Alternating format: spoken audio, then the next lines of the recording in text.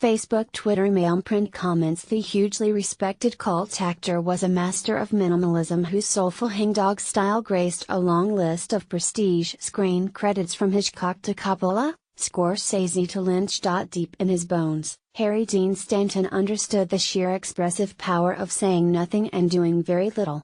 The veteran cult actor and musician, who died yesterday at 91, elevated a kind of Zen minimalist performance style into high art.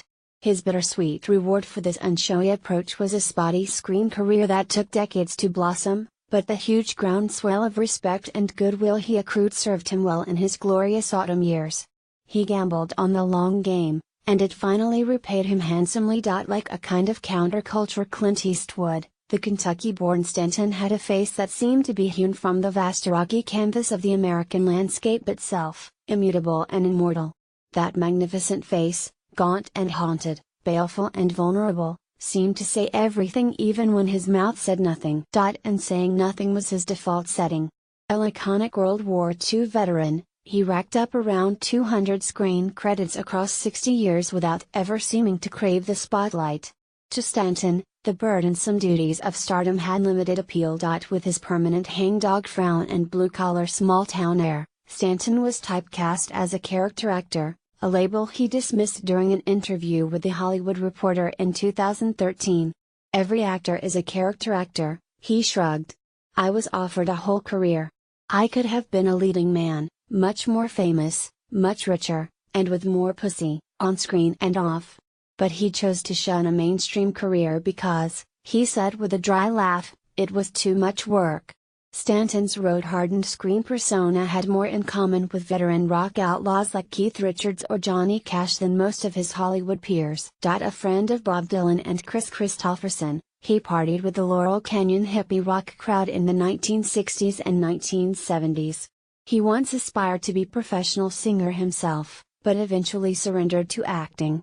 A lifelong chain smoker and late-night drinker, he was still performing in LA bars with his Tex-Mex band into his 80s. "Singing and acting are actually very similar things," he told The Observer in 2013. "Anyone can sing and anyone can be a film actor. All you have to do is learn." Stanton began his career on TV in the mid-1950s, appearing in pulpy westerns and thrillers for numerous directors, including Alfred Hitchcock.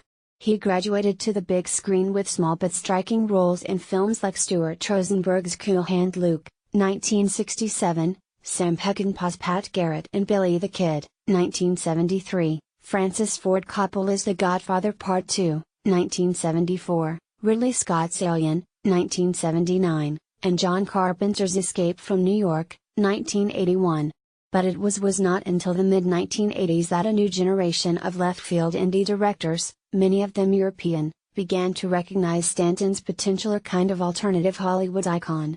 For outsiders, his weathered face became a roadmap of the altered states of America, the messy human reality behind the shiny billboard. A punky British writer-director in LA exile, Alex Cox, gave Stanton one of his most memorable co-starring roles as Bud, the hard-nosed veteran car repossessor in his apocalyptic neo-noir sci-fi comedy Repo Man, 1984.